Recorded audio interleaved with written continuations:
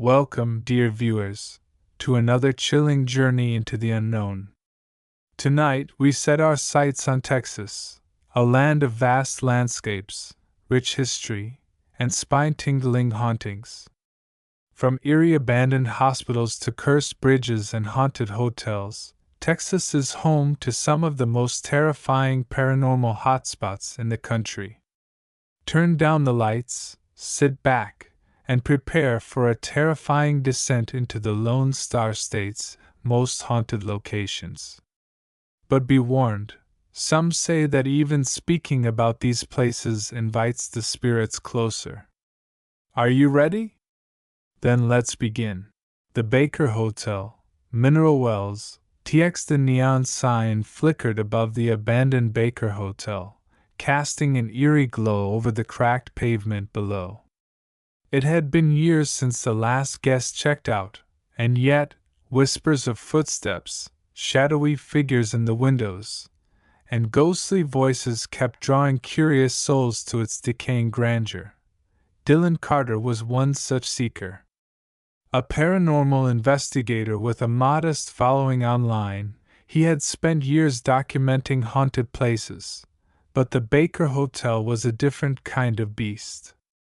Stories of the Lady in White, the vanishing bellhop, and the spirit of a woman who leaped from the hotel's top floor had been circulating for decades.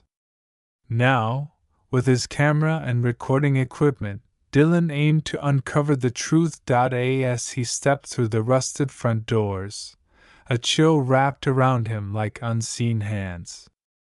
Dust swirled in the air, disturbed by his intrusion. The grand lobby, once a vision of opulence with its ornate chandeliers and marble floors, now stood in haunting silence.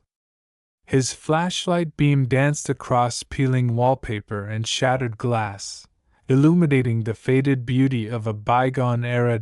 He turned on his EVP recorder. "Is anyone here?" he asked, his voice barely above a whisper. A pause. Then, a faint reply crackled through the static. "Leave." Dylan swallowed hard but pressed forward. He knew the stories. Employees had long claimed to hear disembodied laughter in the empty halls, to see lights flickering where there were no bulbs. Room 717, in particular, was infamous. The mistress of the hotel's owner, a woman clad in white, had taken her life there after her affair was discovered. Dylan made his way up the grand staircase, the wooden steps groaning under his weight. He could feel eyes on him, unseen but unmistakable. Room 717's door stood slightly ajar. He nudged it open, revealing a suite frozen in time. The bed, though covered in a thick layer of dust, still held the shape of something, or someone, who had once rested there. He set his camera on a tripod and scanned the room through his night vision lens. The air was thick, heavy, pressing against him like an invisible force. Then, the temperature dropped.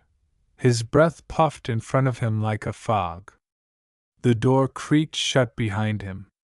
He spun around, heart hammering. The EVP recorder in his hand screeched with interference. Then, a whisper. "He never loved me." Dylan whipped his flashlight toward the corner.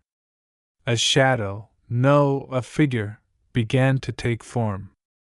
A woman, her dress flowing like mist, eyes hollow yet filled with sorrow. She lifted a delicate hand pointing past him, toward the window where she had leapt to her death decades ago. Dylan took a cautious step forward. "What happened to you?" The woman's face twisted in anguish. A sudden force shoved him backward. He hit the floor hard, his camera toppling over. Pain shot up his spine, but worse was the feeling of icy fingers wrapping around his wrist, pulling, dragging him toward the window. Panic surged through him. He kicked and struggled, but the force was relentless. He could see the ground far below, the cracked pavement where the woman had met her tragic fate. His feet slid closer and closer to the ledge. Then, just as suddenly, the pressure vanished. He scrambled backward, gasping for breath. The woman stood at the window's edge now, looking down, tears streaming down her translucent face. "I never meant to die," she murmured, and then, as if caught in an invisible current, she disappeared. Dylan scrambled for his camera. The room had returned to its eerie stillness, as if nothing had happened. But his body ached, and his wrist bore the red marks of fingers that had clutched too tight. He didn't need more proof. The Baker Hotel was haunted. As he fled the building, he swore he could hear a soft, sorrowful whisper follow him into the night. The Goatman's Bridge, Denton, TX. The old Alton Bridge, more commonly known as Goatman's Bridge, stretched across Hickory Creek like the skeletal remains of something ancient. Rusted metal beams and weathered wooden planks whispered stories of tragedy, of curses, of something waiting just beyond the veil of the living. Anna had heard the stories growing up in Denton, but she never put much stock in them. She was a journalism major at UNT, determined to debunk myths with logic and research. Tonight she had dragged her friends, Michael, a skeptical history buff, and Lacey, a believer in all things paranormal, to document their experience. "All right," Anna said, setting up her camera near the entrance of the bridge. "We're going to walk across, ask the famous question, and see if anything happens." Lacey shivered.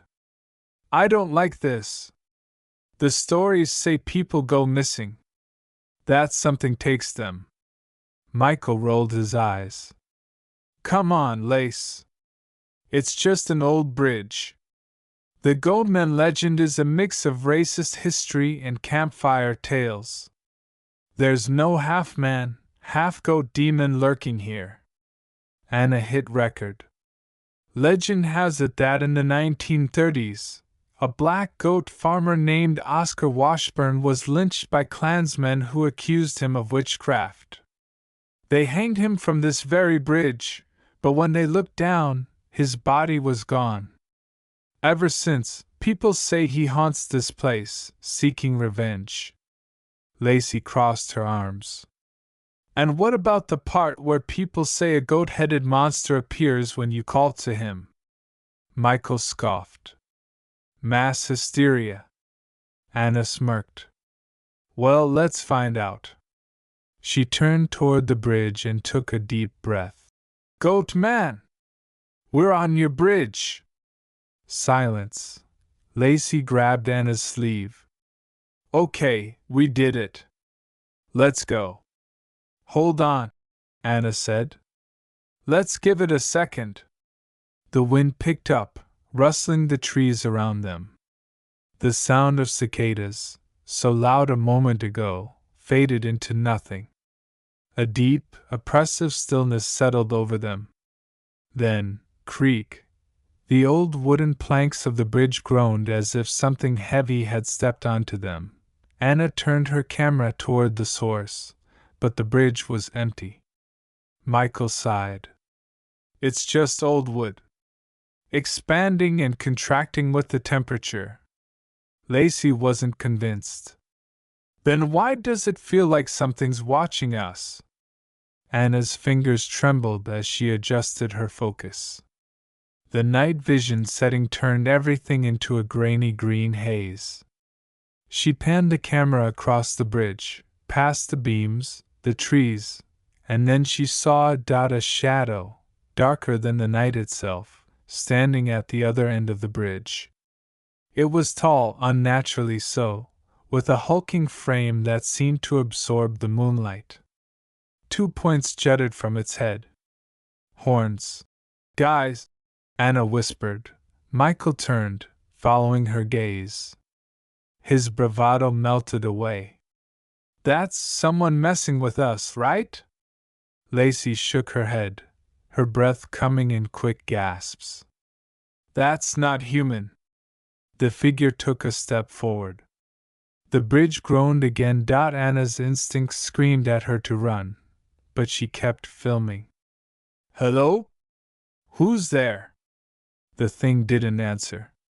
Instead, it let out a sound, a guttural, wet exhale, like an animal trying to speak through a broken throat. Then it charged. Run! Michael yelled.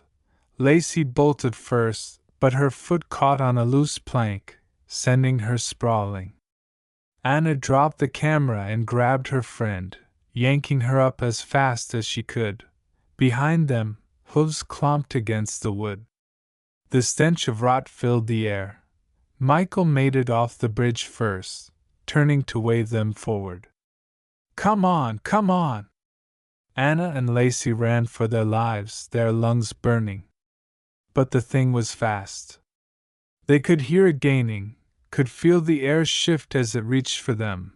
Then, as suddenly as it began, the noise stopped. The girls stumbled off the bridge, collapsing onto the dirt. Michael was standing a few feet away, pale as death. Anna turned, her breath hitching. The bridge was empty. Nothing but darkness and fog. No way, she gasped. Lacey whimpered. I told you we shouldn't have come. Michael, still catching his breath, shook his head. What the hell was that? Anna picked up her camera, checking the footage with shaking hands. She scrolled through the video, pausing at the moment the shadow had appeared.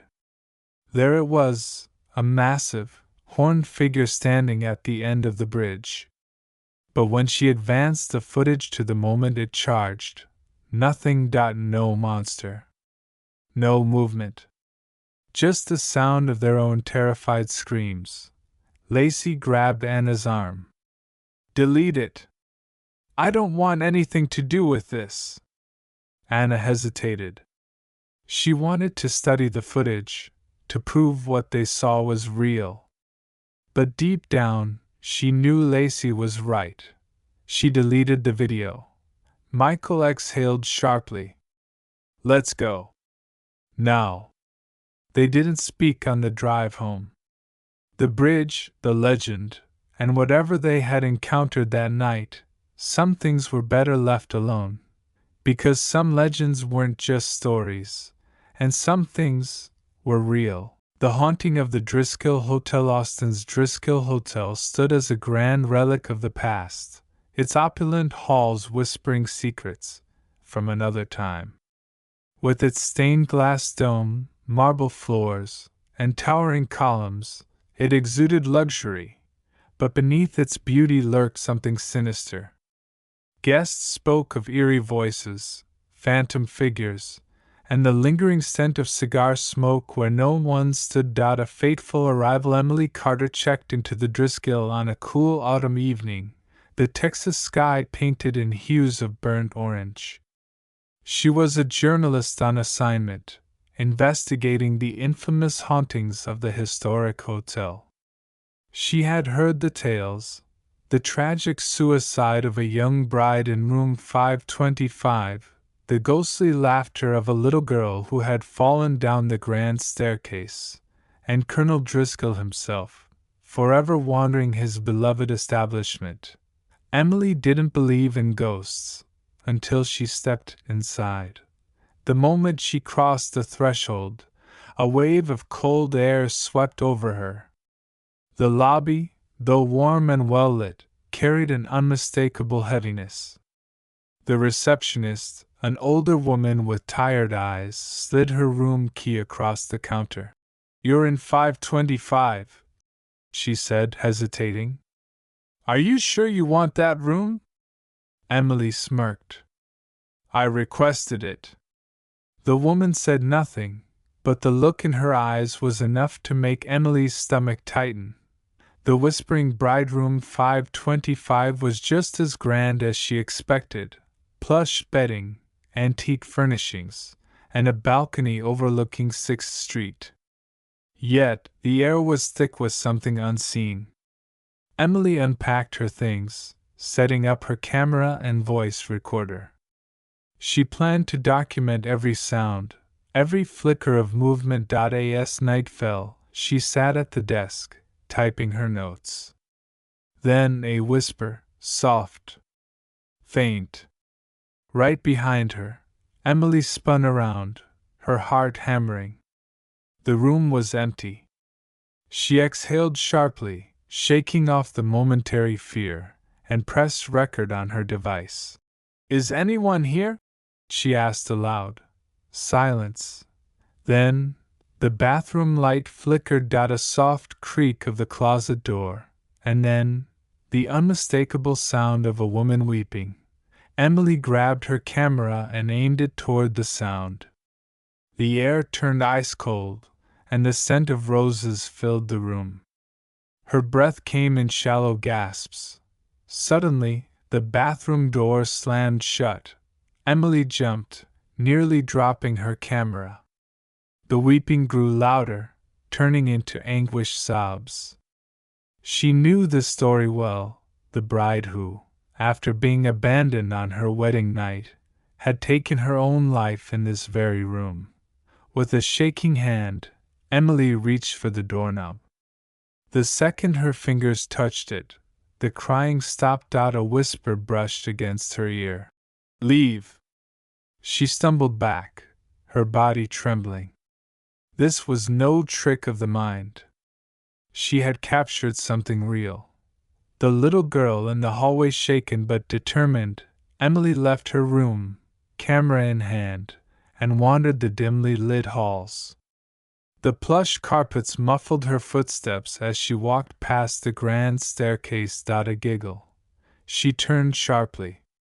A little girl in a Victorian-style dress stood at the end of the hallway, her blonde curls bouncing as she swayed back and forth. Emily's breath hitched. She knew this story, too. A senator's young daughter had died here decades ago after chasing a ball down the staircase. Many had reported seeing her spirit, but none had captured proof. Emily lifted her camera. The girl giggled again and vanished. The hallway plunged into silence. Emily checked her camera's screen. Nothing. Frustrated, she turned back toward her room. Then, tiny, cold fingers wrapped around her wrist. She gasped and spun around, but the hallway was empty. Only a faint echo of laughter remained. Colonel Driscoll's shadow back in her room. Emily tried to compose herself. She reviewed her recordings, her hands shaking as she played back the audio. The whispering bride's sobs, the little girl's laughter, and then, something else. A deep voice. "My hotel." Emily's blood ran cold. She knew of Colonel Jesse Driscoll, the hotel's founder. Some claimed he never left, his spirit still overseeing his prized creation. A sudden knock at the door made her jump. 3 slow, deliberate knocks. Emily stared at the door, fear clawing at her throat. "Who's there?" she called, her voice barely a whisper. Silence. Then the doorknob turned, slowly, purposefully. She bolted upright, grabbing the camera, her pulse hammering. The door creaked open an inch, then nothing. The hallway was empty. Heart racing, Emily slammed the door shut and locked it. She pressed her back against it, listening. A low chuckle echoed through the room. It wasn't coming from the hallway. It was inside. A night of terror. The air turned suffocating. Emily couldn't move, couldn't breathe. The lights flickered violently, the temperature plummeting. Then, her camera screen distorted, static consuming the image. And in the briefest moment, she saw him. A shadowed figure stood at the foot of her bed, his outline broad, his face hidden in darkness. The scent of cigar smoke filled the room. Colonel Driscoll. Emily tried to scream, but the air had thickened like water in her lungs. The shadow moved closer, the walls trembling as if the entire hotel had come alive. Her body went rigid. The voice recorder in her pocket crackled with unseen energy. "My hotel," the deep voice repeated. Then, silence. The air lightened. The oppressive weight lifted. Emily collapsed onto the floor, gasping for breath. The room was still, empty, yet the lingering scent of smoke remained. The final warning at sunrise, Emily packed her bags, her hands still shaking. She had come looking for ghosts. She had found them. As she checked out, the receptionist gave her a knowing look. "Not everyone makes it through a night in 525, she said. Emily managed a weak smile. "I won't be coming back." As she stepped outside into the bright Texas morning, she swore she heard it, a whisper carried by the wind. "Come back soon." She never did. But the Driscoll Hotel waited for its next guest, and the spirits remained. By the time we arrived at Yorktown Memorial Hospital, the sun was slipping below the Texas horizon, casting an eerie glow against the rusted metal of the long-abandoned building. I stood beside my best friend, Jake, and our guide, an old man named Earl, who claimed he had worked in the hospital before it shut down in 1986. The place had a reputation, a bad one. Hundreds of deaths, whispers of patients being mistreated, and rumors of something darker lurking in the hallways. But we weren't just here for the legends. We were here to see if the dead still roamed Yorktown's halls. We stepped inside. The air was thick, stale, and carried the faint scent of something rotten beneath the layers of dust. Our flashlights swept over peeling paint, rusted gurneys, and scattered medical records left to decay. Earl led us deeper into the hospital, his voice a hoarse whisper. "This place, it remembers," he said. Jake scoffed. "You make it sound like it's alive." Earl didn't smile. "In some ways it is." As we moved down the main hallway, I felt something, a weight, as if unseen eyes were watching. The walls seemed too close, the darkness pressing against the weak beams of our flashlights. Then, we heard it. A whisper. Low, guttural, and right behind us. We spun around, lights flashing against the empty corridor. "Nothing." Jake laughed nervously. "Must have been the wind." Earl shook his head. "Ain't no wind in here." The old man led us toward the former patient rooms. Inside, rusted bed frames stood like skeletons in the dim light. I felt drawn to one room in particular, where an old doll lay in the corner, its glass eyes cloudy and lifeless. I bent down to get a better look. That's when I heard the raspy breathe behind me. I whipped around. Again, nothing. But the feeling of something unseen lingered. Then Jake let out a sharp breath. "Dude, did you touch me?" he asked, his voice unsteady. I shook my head. His eyes widened. "Something just grabbed my arm." Earl exhaled slowly. This was the children's ward. Some of them never left. We pressed on, reaching the hospital's basement, where medical records and old surgical tools lay in heaps. The air was colder here, thick with something unseen but very much present. Then, down the hall, a shadow moved. At first, I thought it was just our lights casting strange shapes. But then I saw it. Jake saw it too. "What the hell?" The figure didn't move. But something about it felt wrong. Earl grabbed my arm, his grip iron tight. "We need to go. Now." The second he said that, the figure forward, not walking, not running. Jake screamed, and we bolted, our footsteps slamming against the ground as we scrambled back up the stairs. But just before we reached the exit, I felt a grip on my wrist. I yanked free and stumbled outside into the night, gasping for breath. Earl locked the door behind us. Told you. Some places never close. Jake and I never spoke of what we saw that night. But one thing still haunts me. As we ran, I heard it. A voice in my ear. The Marfa lights. Whispers in the dark. The desert stretched endlessly under a star-drenched sky, silent and haunting. Marfa, Texas, was a quiet town, its dusty roads and isolated charm known mostly for one thing: the Marfa lights. A strange phenomenon, these mysterious orbs of light had danced along the horizon for centuries, defying explanation. Tyler and his friends, Sam, Emily, and Jake, had driven down from Austin, eager to witness the lights for themselves.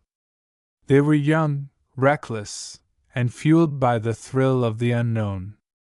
The idea of ghostly lights flickering in the desert was too tempting to resist. "This place is eerie," Emily murmured, glancing at the vast, open land around them. "It's too quiet." "It's just the desert," Tyler said, shrugging. "No city noise, no distractions. Just us and the lights." They parked near the viewing area where tourists often gathered. A few others were there, waiting, cameras in hand. The wind howled across the barren land, carrying whispers that sent shivers down Emily's spine. "Do you think they're spirits?" she asked. Jake, the skeptic, scoffed. "More like car headlights or some weird atmospheric effect. People just love a good ghost story." But as the night deepened, the lights appeared. At first small, flickering glows, red, blue, white, hovering above the horizon. They darted, vanished, then reappeared, moving in ways no human or machine could. Tyler held his breath. "Damn. That's unreal." The group watched in awe as the lights twisted and looped, growing brighter, more erratic. Then, one of the orbs broke away from the others and drifted toward them. Is it supposed to do that?" Sam asked, voice unsteady. No one answered. The light moved unnaturally fast, closing the distance between them in seconds. The tourists around them gasped, stepping back. But Tyler, driven by curiosity, or perhaps something deeper, took a step forward. "Tyler, don't!" Emily grabbed his arm, but it was too late. The light surged, enveloping Tyler in an eerie glow. He gasped, his breath turning into a mist despite the warm desert air. Whispers filled his ears, words in an ancient tongue, indecipherable yet insistent. Then, everything went dark. When Tyler woke, he was alone. The desert was still, the sky black and empty. The viewing area was gone, his friends nowhere in sight. He stumbled forward, disoriented. The land around him felt wrong, too quiet, too vast. "Guys?" he called. His voice echoed strangely, swallowed by the night. A flicker of light appeared ahead. Then another. And another. The Marfa lights. But now they were closer. Too close. A shape emerged within the glow, a figure, tall and thin, its face obscured by shadows. More figures followed, their glowing eyes locked onto Tyler. He took a step back, heart pounding. What are you?" The whispers returned, filling his mind, crawling under his skin. He clutched his head, eyes squeezed shut, but the voices grew louder. "Stay. Join us." Tyler turned and ran. The desert stretched infinitely in all directions, And yet, no matter how far he ran, the lights were always behind him, hovering, waiting. His breath came in ragged gasps, legs burning, but the terrain never changed. It was as if he were trapped in a loop. Then, up ahead, his friends, they stood by the car, looking around frantically. "Tyler!" Emily screamed. "I'm here!" he shouted, sprinting toward them. But as he reached out, darkness. The next morning, Sam, Emily, and Jake sat in the sheriff's office, eyes hollow, hands trembling. "You're telling me he just disappeared?" Sheriff Alvarez asked, rubbing his temple. "We were watching the lights," Emily whispered, voice hoarse. "And then he was gone. No trace?" Jake shook his head. "Nothing. It's like he was never there." The sheriff sighed, leaning back in his chair. "You're not the first to lose someone to those lights." Emily's breath hitched. "What do you mean?" The sheriff stood, walking to a dusty filing cabinet. He pulled out a file, missing persons reports dating back decades. He tossed them onto the desk. "People vanish out there. No footprints, no bodies. Just gone." Sam swallowed hard. "So what happens to them?" The sheriff looked at them grimly. "No one knows. Some say the lights aren't just a phenomenon. They're a doorway." "A doorway to where?" Jake asked, though he wasn't sure he wanted the answer. The sheriff shook his head. "Not where." "What?" Outside in the daylight, the desert was calm. But as night fell, the lights returned, dancing, flickering, waiting. And somewhere, within the glow, Tyler screamed. And so, dear viewers, we conclude our harrowing journey through the most haunted places in Texas.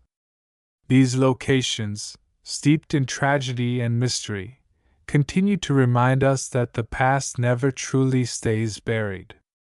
Whether you believe in ghosts or not, there's no denying the eerie energy that surrounds these places. Would you dare to visit any of these haunted hotspots? Or have you experienced something unexplainable in the Lone Star State yourself? Let us know in the comments below. And if you enjoyed this dive into the paranormal, be sure to like, subscribe, and hit that notification bell for more terrifying tales. Until next time, stay safe, and don't let the spirits follow you home.